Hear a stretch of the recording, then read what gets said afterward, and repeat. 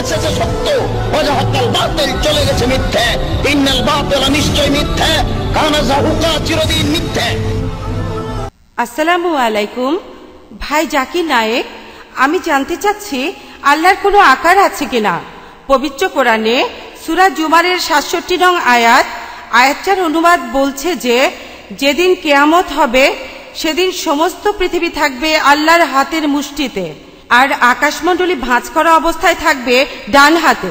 এই আয়াতটার পক্ষে একটা হাদিসও আছে, সহিহুল বুখারী ৬ নম্বর খণ্ডের ৩৩৬ নম্বর হাদিস। আমরা কি আল্লাহর আকার কল্পনা করতে পারি? বোন, আপনি সূরা জুমারের একটি আয়াতের কথা বললেন। ঠিকই বলেছেন যে কোরআনে আছে যে কিয়ামতের দিন আল্লাহ সুবহানাহু ওয়া তাআলার হাতের মুঠোতে পৃথিবী থাকবে। কোরআনের অনেক আয়াতে এমনটা আছে। তবে যদি আমার লেকচার শুনে থাকেন তাহলে এই চাবিকাঠির কথা আপনি শুনেছেন। চাবি, এই ধারণার চাবিকাঠিটা হলো পবিত্র কোরআনের সূরা শুরার 11 নম্বর আয়াতে বলা হয়েছে, লাইসা কামিসলিহি শাই, আল্লাহর অনুরূপ কোনো কিছু নেই। যদি কোরআন বলে আল্লাহর হাত আছে, লোকে আমাকে বলে যে কোরআনে আছে আল্লাহ আকাশটা ধরে আছেন, তার মানে কি এইভাবে ধরে আছেন?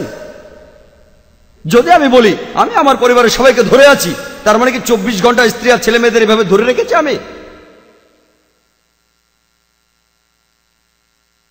আমি সবসময় ধরে রাখিনি, আমি তাদের ধরে আছি কিন্তু এভাবে ধরে রাখিনি। আমরা এভাবে কথা বলি। আমি যদি বলি কোরআনে আছে আল্লাহ শুনতে পান, দেখতেও পান, তার মানে কি আল্লাহর আমাদের মতো কান আছে? তিনি শোনেন। কিভাবে শোনেন? আল্লাহ মালুম, আল্লাহ জানেন। আল্লাহর হাত আছে, তবে আমাদের মতো নয়। 5টা আঙ্গুল, নখ আছে আর একটা তালু, এমন না। তিনি যখন বলেছেন তার হাত আছে, তবে হাতটা কেমন?